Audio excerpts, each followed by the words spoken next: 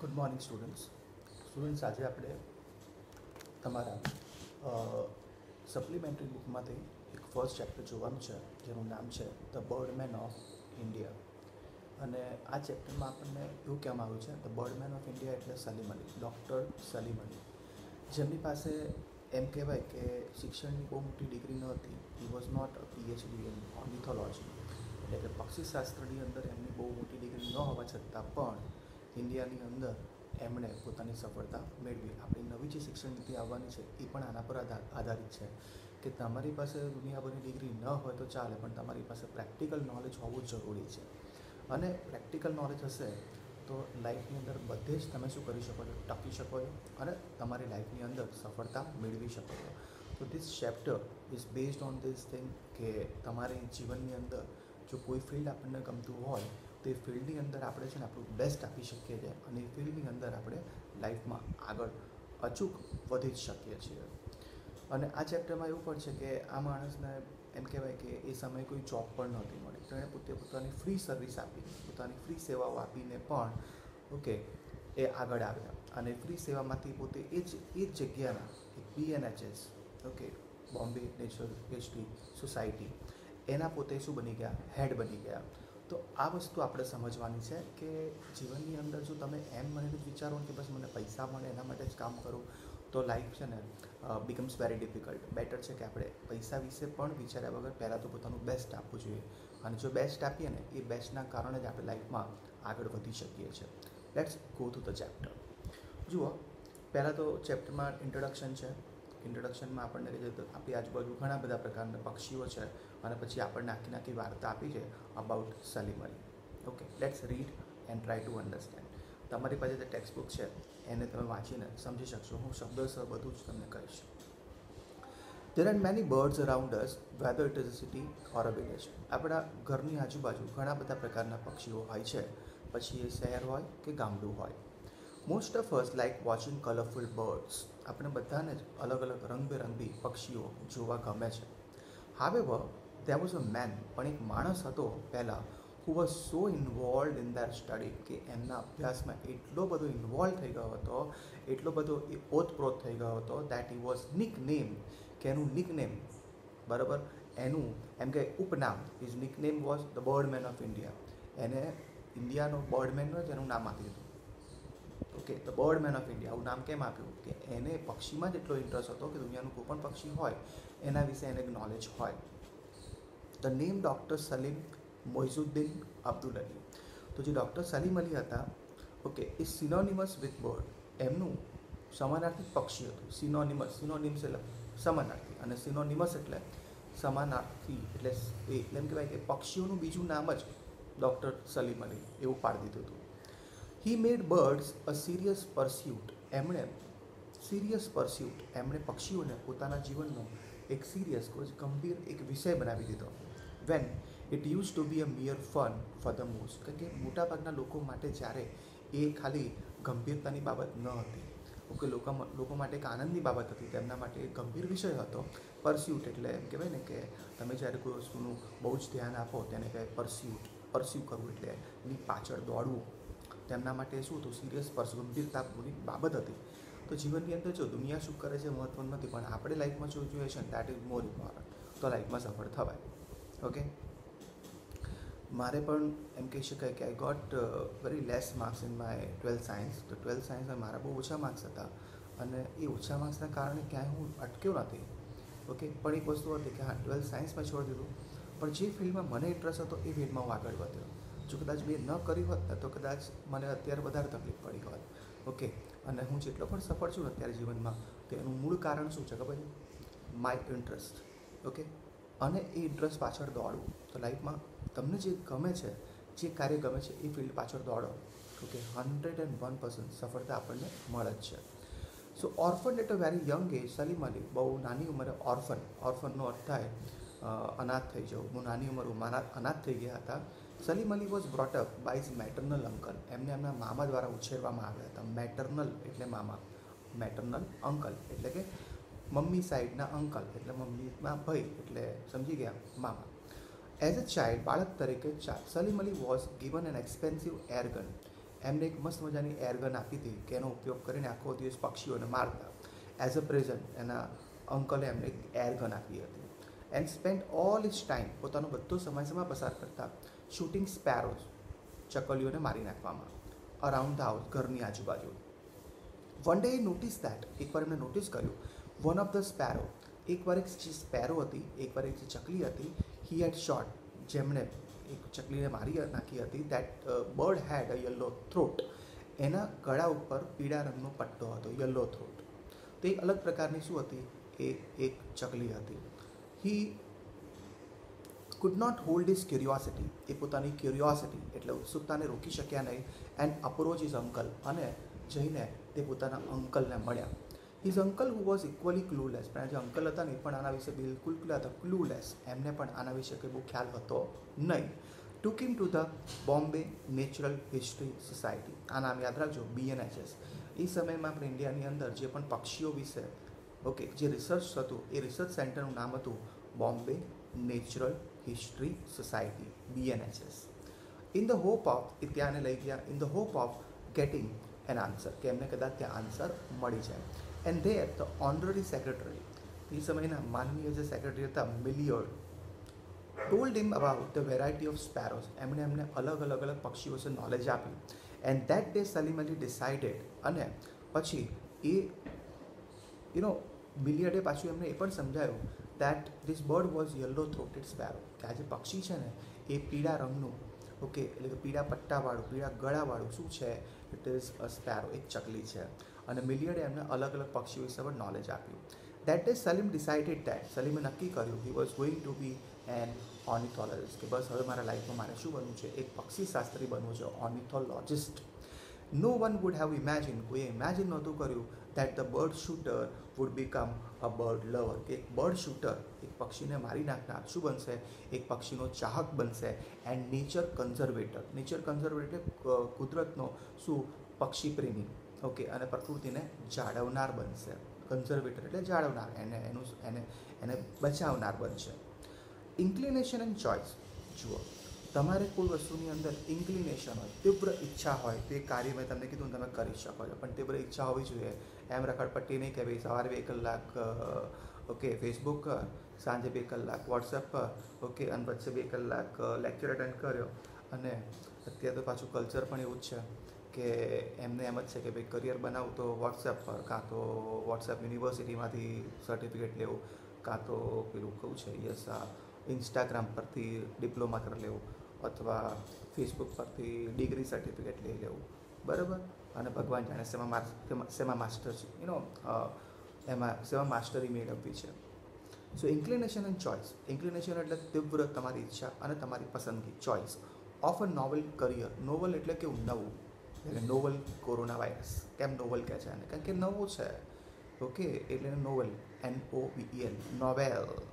તો નોવલ વાંચે છે, નવલિકા શબ્દ સાંભળે છે ને ગુજરાતીમાં, એ પ્રમાણે નોવેલ. તો નોવલ એટલે નવું. તો નોવલ કરિયર ઓપ્શન, એમના મગજમાં મસ્ત મજાનો કરિયર ઓપ્શન એમને હતો, પણ એમના મગજમાં શું? તીવ્ર ઈચ્છા હતી કે આ કરવું જ છે અને કરીને જ રહીશ.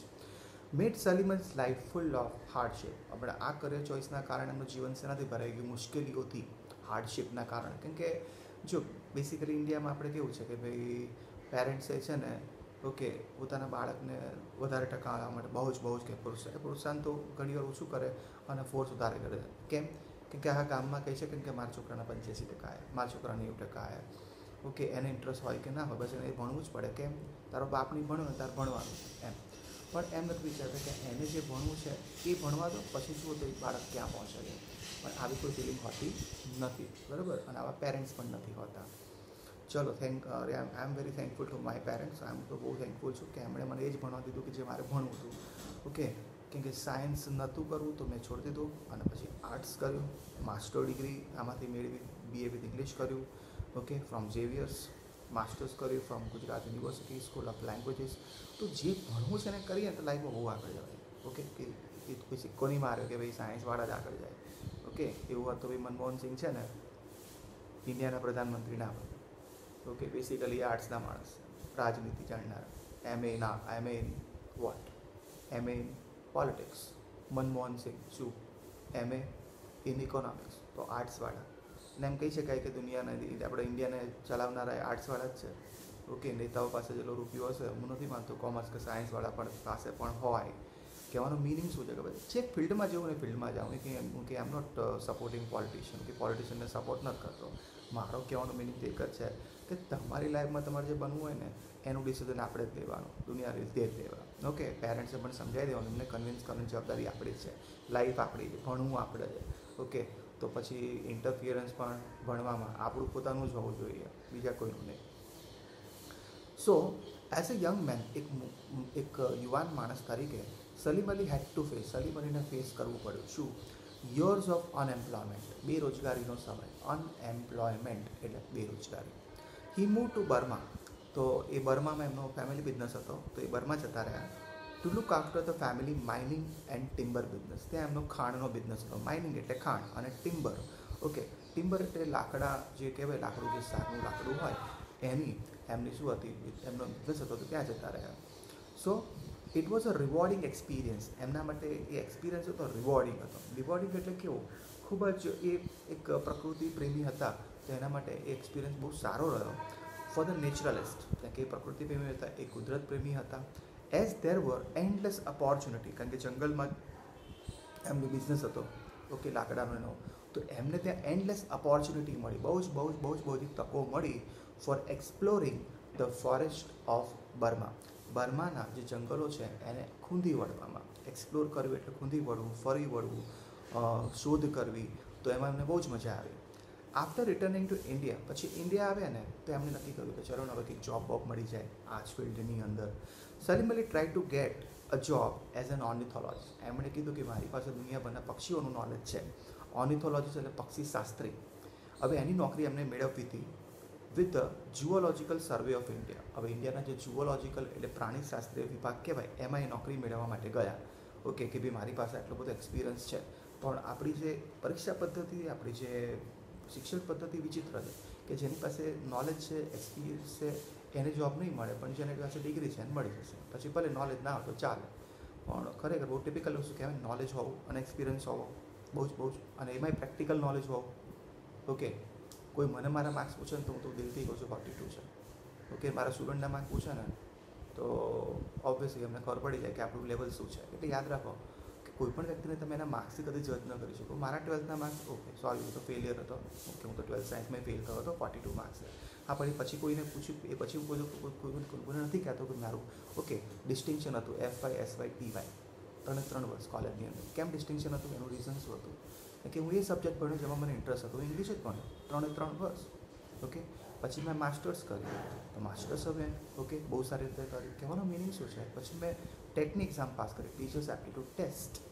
તો એમાં પણ મારા બહુ સારા માર્ક્સ છે. લગભગ ગુજરાતની અંદર લગભગ કહેવાય 1 થી 100માં રેન્કિંગ હતું, અને મને લગભગ આ ગુજરાતમાં ક્યાંય પણ કોઈ પણ જગ્યાએ એમ કહી શકાય સારી એવી જોબ મળતી હતી. અને અત્યારે પણ I am doing a government job. તો ગવર્મેન્ટ જોબ કરું છું એનું કારણ પણ એ જ છે ને કે મારું સ્કોરિંગ બહુ જ જબરદસ્ત હતું. પણ એ સ્કોરિંગ ક્યાંથી આવ્યું, એ સ્કોરિંગ ક્યારે આવ્યું ખબર? એ સ્કોરિંગ એટલે આવ્યું કે હું એ વિષય ભણ્યો જેમાં મને ઇન્ટરેસ્ટ હતો, મેં મારું બેસ્ટ આપ્યું. ઓકે, 250માંથી લગભગ ઓકે મારા 205 માર્ક હતા 250માંથી. કોઈને તમે એમ કહો ને કે ભાઈ ટીચર્સ ટેટની એક્ઝામમાં 250માંથી તમારા 205 માર્ક આવે તો તમે કેવા? તો ઓબ્વિયસલી કહેશે કે રિયલી ટોપ રેન્કિંગમાં આવે. તો ટોપ રેન્કિંગમાં તમે જઈ શકો છો ક્યારે? તમને જે ગમતું હોય ત્યારે. તો આ પાર્ટ તમે બેસિકલી એના માટે જ આપ્યો છે કે તમારી લાઈફમાં છે ને કોઈ ચેડા ના કરો, બરાબર? કોમર્સમાં આવ્યા છો તો બાય ચોઇસ હોવું જોઈએ, બાય ફોર્સ નહીં. કેમ કોમર્સમાં આવ્યા? મારા પેલા અંકલ છે ને, કોના અંકલ? મારા પપ્પાના છે ને સગા છે ને, એમણે કીધું છે કે તું કોમર્સ કર એટલે. તને નથી તો મને ખબર હતી મને શું ગમે. તો સૌથી મોટો પ્રશ્ન જે છે તે વિદ્યાર્થીઓને ખુદને ખબર નહીં એમ ગમે શું, અને જે ગમે તે કોર્સમાં નથી ગમતું. ઓકે સાહેબ, ઇન્સ્ટાગ્રામ તો બહુ મજા આવે જોવાની, પણ એ કોર્સમાં નથી, બરાબર? એની કોઈ ડિગ્રી નથી, બરાબર? હા, એ વસ્તુ અલગ છે કે તું ડિજિટલ માર્કેટિંગ કરે તો એમાં તને ફાયદો થાય, પણ એમાંય તારે નવું તો શીખવું જ પડે, કે ક્રિએટિવ બનવું જ પડે. ઓકે, સો જ્યારે એ ઇન્ડિયા પાછા આવ્યા તો Salim Ali try to get a job મેળવવાનો પ્રયત્ન કર્યો એઝ એન ઓર્નિથોલોજિસ્ટ, એક પક્ષીશાસ્ત્રી તરીકે. ક્યાં?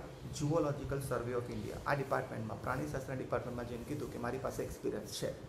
બટ ઇટ વોઝ રિજેક્ટેડ, પણ એમને જોબ ના મળી. સિન્સ બિકોઝ કારણ કે he did not have an MSc or PhD ડિગ્રી, કેમ કે MSc કે PhDની ડિગ્રી હતી નહીં.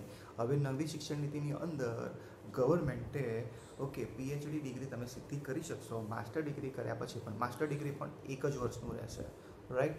12મા પછી 1 વર્ષ ભણશો તો સર્ટિફિકેટ મળશે, 12મા પછી બીજું વર્ષ કોલેજનું કર્યું તો ડિપ્લોમા મળશે, 3 વર્ષ ભણી ગયા તો ડિગ્રી મળશે, ચોથું મળ્યું, ચોથું વર્ષે ભણી લીધું તો માસ્ટર ડિગ્રી મળશે. માસ્ટર ડિગ્રી પર કર્યા પછી MPhil કરવાની જરૂર નહીં પડે, સીધું PhDમાં એડમિશન લઈ શકશો. ઇમેજિન કે બહુ સારી વસ્તુઓ કરી છે, પણ આનું હવે છે ને ઇમ્પ્લિમેન્ટેશન, અમલીકરણ આપણે કેવી રીતે કરીએ, કેમ કે ભણાવનારા તો પાછા સિસ્ટમ તો આપણી જ છે, બધે પોલમપોલ ચાલે છે.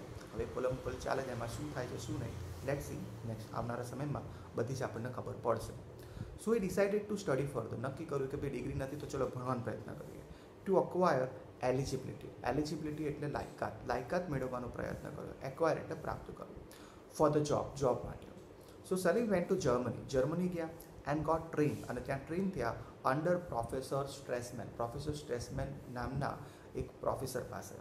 એન્ડ એકનોલેજ ઓર્નિથોલોજીસ્ટ, અને બર્લિનની અંદર આ વ્યક્તિ એકનોલેજ એટલે ખૂબ જ પ્રખ્યાત શું હતા, પક્ષીશાસ્ત્રી હતા. ત્યાં જઈને એમણે શીખવાનું શરૂ કર્યું.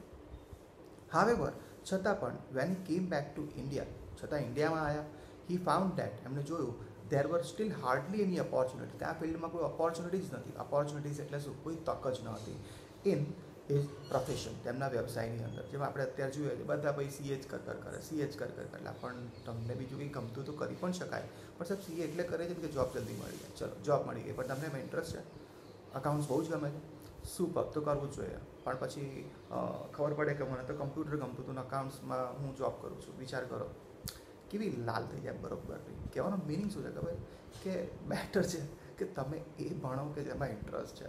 સાલું એ જ ખબર ના પડતી હોય કે ગમે શું, અને સાહેબ જે ગમે છે એને કશું કહેવાતું નથી. Please you can understand what I mean to say. Okay, એ ગમાડવાની વાત થતી નથી, એટલે ભણવાની વાત થાય છે. સો અનધર મેન, બીજો કોઈ વ્યક્તિ હોત ને તો વુડ હેવ ગિવન અપ, એને તો ક્યારનું છે નોકરી બકરીનું, વુડ હેવ ગિવન અપ એટલે છે ને એણે 101% એણે પ્રયત્ન છોડી દીધો હોત. ઇટ ડિસ્કસ્ડ, આમ તિરસ્કારના ભાવ સાથે. બટ નોટ સલીમ અલી, પણ સલીમ અલી નહોતો. સલીમ અલી આમ પાક્કો હતો, બસ કરવું છે તો કરવું છે, બસ બેસ્ટ આપવું છે તો આપવું છે. And he decided to create an opportunity, નક્કી કર્યું કે બસ ઓપોર્ચ્યુનિટી નથી ને તો જે લોકોને સફળ થવું છે ને એનો કોઈ તક ના હોય તો તક ઊભી કરી દેશે. સો એ decided to create an opportunity, એમણે એક તક ઊભી કરી દીધી. He went to the Bombay natural history society, એ BNHS પાસે ગયા, એ ઇન્સ્ટિટ્યૂટ પર અંકલ પાસે ગયા હતા, અંકલ સાથે પેલી પીળા ગળાવાળી ચકલી વિશે નોલેજ મેળવવા. તો એ ઇન્સ્ટિટ્યૂટમાં પાછા ગયા and offered his free services, અને કીધું કે હું તમને મારી છે ને ફ્રી સર્વિસ આપીશ, એક ફ્રી સેવાઓ આપીશ ફોર કન્ડક્ટિંગ, શું યોજવા માટે, કન્ડક્ટ એટલે યોજવું, રિજનલ ઓર્નિથોલોજીકલ સર્વેસ. રિજનલ એટલે પ્રાદેશિક, ઓર્નિથોલોજીકલ એટલે પક્ષીશાસ્ત્રને લગતા સર્વે હું તમને કરી આપીશ. એટલે અલગ અલગ નાના નાના જંગલોમાં જઈશ અને ત્યાં જઈને હું પક્ષીશાસ્ત્રને લગતા શું કરીશ, સર્વે કરીશ, અને સર્વે હું તમને ફ્રીમાં આપીશ. પણ એમના સર્વે એટલા બધા હિટ ગયા, તમે 3 ઇડિયટ મૂવી જોયું છે બરાબર, એમાં પેલા રાજુ રસ્તોગીને એકચ્યુઅલી જેમાં ઇન્ટરેસ્ટ હતો એ વસ્તુ બિચારો એના દુનિયાભરના પેલા દોરા ધાગા પહેરતો હતો. પછી પેલો ફરહાન અખ્તર, એને ઇન્ટરેસ્ટ હતો વાઇલ્ડ લાઈફમાં અને એ એન્જિનિયરિંગ કરી રહ્યો હતો, રાઈટ. તો એ એન્જિનિયરિંગ જ્યારે છોડી દે છે અને વાઇલ્ડ લાઈફમાં જાય છે તો એ વધારે સફળ થાય. કેમ સફળ થાય છે? કેમ કે એમાં ઇન્ટરેસ્ટ છે. ઇન્ટરેસ્ટ હોય ને ત્યાં ભણવાની જરૂર ના પડે. મારો એક્સપિરિયન્સ તમને શેર કરું.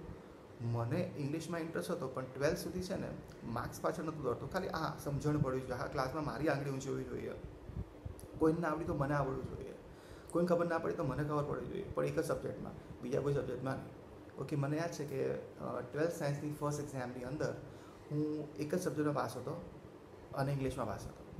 અને ઇંગ્લિશમાં મારા 60 અપ માર્ક્સ હતા 100માંથી, કારણ કે ઇંગ્લિશ જ આવડતું હતું, અને કેમેસ્ટ્રી, ફિઝિક્સ, મેથ્સ, બાયોલોજી બધામાં ફેલ હતો. તમારે વખતે બધા સબ્જેક્ટ, એ ગ્રુપ બી ગ્રુપ તો હતું નહીં, તો હું બધામાં ફેલ હતો. ઓકે, અને ખાલી એક ઇંગ્લિશમાં પાસ હતો, નહીં ઇંગ્લિશ અને સંસ્કૃત, અમારે તો સંસ્કૃત આવતું હતું, 2 વિષયમાં પાસ હતો, એ પણ લેંગ્વેજીસ. એટલે એ વસ્તુ મગજમાં ભરાઈ ગઈ હતી કે યાર ખબર તો લેંગ્વેજમાં જ પડે છે, અને લેંગ્વેજીસ સારી છે, અને લેંગ્વેજમાં ડીપ જઈ શકીશ.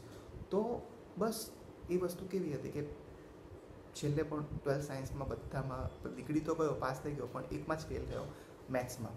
તો મેથ્સની એક્ઝામ બીજી વાર આપી અને મેથ્સમાં સારા માર્ક્સ આવી ગયા, એમાંય પાસ થઈ ગયો. પછી સાયન્સ કરી શકતો હતો આગળ, પણ ન કર્યું એનું કારણ એક જ હતું કે ભાઈ ઇન્ટરેસ્ટ બહુ મોટી વસ્તુ હોય. ઇન્ટરેસ્ટ ના હોય અને તમે વસ્તુ કરો તો તમારી ખરેખર શું હાલત થાય. ઇમેજિન કરો ને યાર, પ્લીઝ યાર, હું તમને બહુ ફ્રેન્કલી સમજાવી રહ્યો છું, આ વસ્તુ સમજો. ઓકે, હું તમને સાયન્સ સિરિયસ ટોનમાં કશું નથી કહી રહ્યો. ઓકે, એટલે તમારું કરિયર છે, કાં તો કરિયર બનાવો કાં તો કેરિયર બનાવો. કેરિયર તો છે ને સાયકલના હોય છે, નાના સર એક્ટિવાનું પણ કેરિયર હોય છે. ત્યારે જેનું કેરિયર બનાવવું હોય બનાવે છે, પણ પ્લીઝ કરિયર બનાવશે, કેરિયર નહીં. કેરિયર નહીં, કરિયર, કારકિર્દી બનાવવાની. અને કારકિર્દીને કરિયર કહેવાય. અને કેરિયર એટલે સાયકલની પાછળ હોય જેના પર લોકો બેસી જાય. ઓકે, આપણે એના પર બેસવાનું નથી, આપણે એને બનાવવાનું છે. ઓકે, સો એણે શું કર્યું, સી સલીમ અલી, તો ત્યાં એમણે આવા સર્વે કર્યા અને સર્વે કર્યા પછી એટલા એને સર્વે હિટ ગયા તો એ BNHSના 1 વર્ષમાં પોતે જ હેડ બની ગયા. વિચાર કરો, નોલેજ એટલું બધું હતું, એટલે પ્રેક્ટિકલ નોલેજ હતું, ગોખણ્યું નહીં. તો જસ્ટ ઇમેજિન કરો, બોસ લાઈફ જીવી છે, પ્રેક્ટિકલ નોલેજ લા. ઓકે, કમ્પ્યુટર બહુ ગમે તો કમ્પ્યુટરમાં આ ઘૂસી જાઓ કે કોડિંગ કરતાં જબરદસ્ત આવડે, કે આપણા જેવું કોડિંગ દુનિયામાં કોઈ ના આવડે. ઓકે, એવું કંઈક કરો. ઓકે, આ ફેસબુકના પત્તર જે કે મગજની ખાલી કરે એ બધી વસ્તુ છોડી દો, રાઈટ. કેમ કે એનાથી આપણને કશું જ પ્રાપ્ત થતું નથી. ઓકે, એમાંથી કરિયર નહીં બને, એમાંથી કેરિયર જ બનશે. કાં તો કોઈનું કેરિયર ખરાબ થશે, કાં તો તમે તમારું કેરિયર ખરાબ કરશો, કાં તો બીજાનું કેરિયર ખરાબ કરશો. ઓકે, થોડી બુદ્ધિ દોડાવશો તો ખબર પડશે હું શું કહેવા માગું છું. સો સેઝ સલીમ અલી એમ કહે છે કે ઇટ ઇઝ સેલ્ડમ એટલે ભાગ્યે જ વન ગેટ્સ એન ઓપોર્ચ્યુનિટી. જિંદગીમાં ભાગ્યે જ અમુક લોકોને ઓપોર્ચ્યુનિટી, વ્યક્તિને તક મળે છે ઇન લાઈફ ટુ ડુ, એ કાર્ય કરવું what one wants to do, જે એને કરવું હોય. તો હું પણ મારી જાતને બહુ ધન્ય માનું છું કે મને એ તક મળી કે જે મારે ભણવું હતું એ હું એ જ ભણ્યો, એ ન ભણ્યો જ્યાં મને ઇન્ટરેસ્ટ નહોતો, રાઈટ. એટલે ફ્રેન્ડ્સને ઇન્ટરેસ્ટ છે કોમર્સમાં, એટલે મને કોમર્સમાં ઇન્ટરેસ્ટ છે. ઓકે સર, એ મારો ફ્રેન્ડ સાયન્સમાં છે તો આપણે સાયન્સમાં જવાનું કેમ? સાહેબ એ ગયો ને એટલે પણ એ ગયો એટલે એ જે કરે મારે કરવાનું. ઓકે, એ જે કરે એ કરીએ એટલે લાઈફમાં સફળ થવાય. ઇડિયટ કહેવાય, રિયલી ઇડિયટ કહેવાય. પ્લીઝ આવશે સમજો, હું બહુ ખરાબ ભાષામાં બોલું છું પણ તમારા સારા માટે. So I think the best results are those. એ કહે છે કે સૌથી સારા રિઝલ્ટ આપણને ક્યારે મળે છે? When you are doing something, જ્યારે તમે એક કામ કરો છો વર્થ વાઇલ, એ ઉપયોગી કામ, એ કામ વિચ યુ એન્જોય ડુઈંગ, જે કામ કરવામાં તમને એન્જોયમેન્ટ મળે, વિધાઉટ ધ મોટિવેશન ઓફ, જેમાં તમને કોઈ મોટિવેશન ના મળે. કયું મોટિવેશન ના મળે? Of material reward. Material reward એટલે પૈસાનો આનંદ. ભૌતિક આનંદ ના હોય, મનનો આનંદ હોવો પહેલાં જરૂરી છે. હું એક લેક્ચર લઉં તો મને છે ને લેક્ચર લીધા પછી સંતોષ થવો જોઈએ કે હા મેં લેક્ચર લીધો, ભણાવ્યું. ઓકે, એમાં પૈસા મળે છે સેકન્ડરી છે, પણ મને ભણાયા પછી થોડો આનંદ મળે, દેટ ઇઝ મોર ઇમ્પોર્ટન્ટ. એ આનંદ મળે ને, that is what your job is. એ જ તમારું કામ છે. Okay, so it was a sincerity, એ એમની ગંભીરતા હતી, that won him many award. એમના કારણે એમને બધા અવોર્ડ્સ મળ્યા એન્ડ મેડલ્સ, ઘણા બધા મેડલ્સ મળ્યા from all over the world. આખા વિશ્વમાંથી એને એવોર્ડ્સ મળ્યા હતા, ઇન્ક્લુડિંગ પદ્મશ્રી, જેમાં પદ્મશ્રીનો પણ સમાવેશ થતો હતો, એન્ડ પદ્મ વિભૂષણ અને પદ્મ વિભૂષણનો. Okay, Salim Ali was a true nature lover. એ કુદરતના શું હતા? કુદરત પ્રેમી, પ્રકૃતિ પ્રેમી હતા. And is love for the wildlife, અને એમનો જે પ્રેમ હતો વાઇલ્ડ લાઈફ એટલે વન્ય જીવન માટેનો, is express in is autobiography. જે એમણે પોતાની ઓટોબાયોગ્રાફીની અંદર, એમના ઓટોબાયોગ્રાફી એટલે એમની જે જીવનકથા કહેવાય, એની અંદર એમણે વ્યક્ત કર્યો છે. વેરી કોઝ, જ્યાં તે છે ને વાઇલ્ડ લાઈફને શું કહે છે? અ કેપિટલ. જો હવે તમારી કોમર્સની ભાષામાં તમને સમજાવું છું કે વન્ય જીવન શું છે?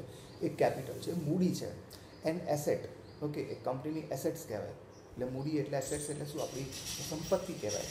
એન્ડ સેઝ, અને કહે છે કે ઇન્ટરેસ્ટ ઓન ધ કેપિટલ, એટલે કે મૂડી પરનું જે વ્યાજ છે ને, મસ્ટ બી યુઝ. મૂડી પરના વ્યાજનો ઉપયોગ કરો. એટલે જંગલમાંથી આપણને જે ફેસિલિટીઝ મળે છે, સંપત્તિ, અને આપણને જે જડીબુટીઓ મળે છે, એમાંથી આપણને જે હવે ઇન્ટરેસ્ટનો અર્થ શું કહેવાય કે ભાઈ આપણને એમાંથી જે વ્યાજ મળે છે, તો વન્ય જીવનમાંથી આપણે જે ફેસિલિટીઝ મળે એનો ઉપયોગ કરવાનો પડે. વન્ય જીવનને ખતમ નહીં કરવાનો.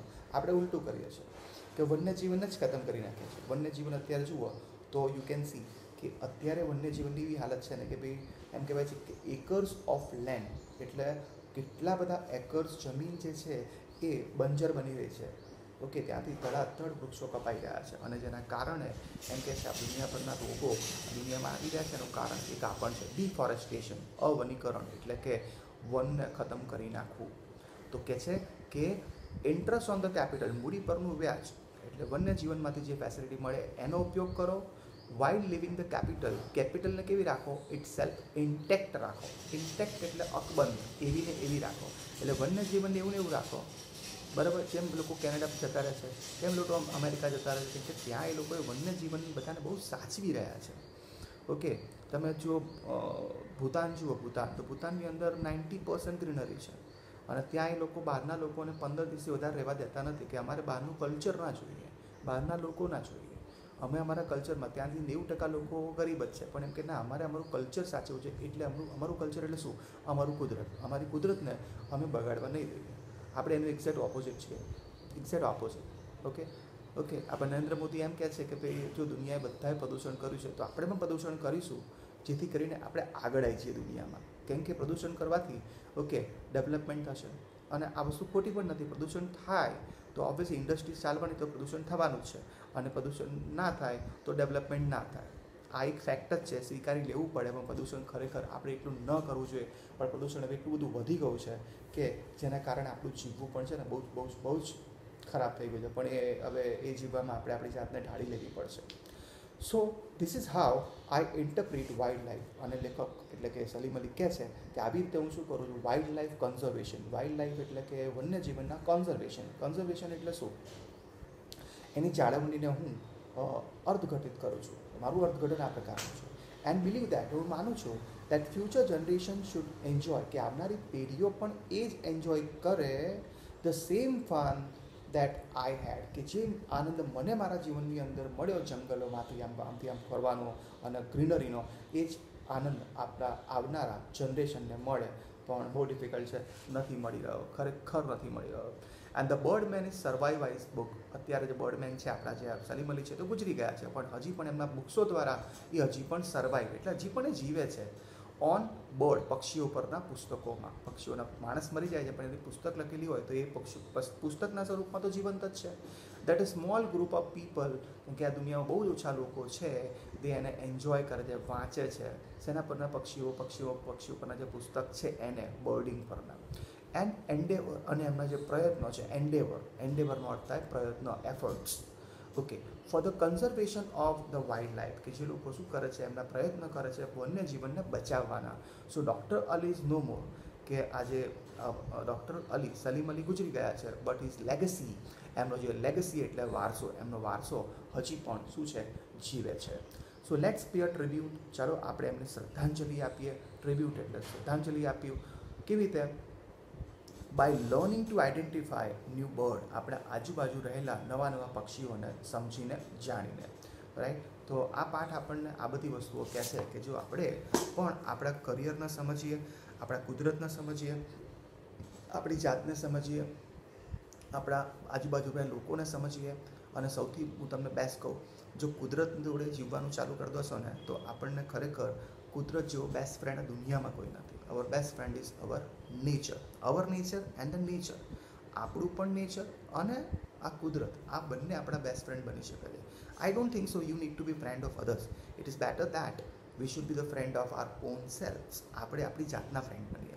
And we should be the friends of the nature. કુદરતના ફ્રેન્ડ બનીએ. And once you become the friend of nature, really nature will take care of us. કુદરત પણ આપણું જ એટલું ધ્યાન રાખે છે જેટલું ધ્યાન આપણે એનું રાખીએ તો કુદરત આપણું ધ્યાન રાખવાની જ છે. ઓકે, ચલો, Jai Shri Krishna, take care, by.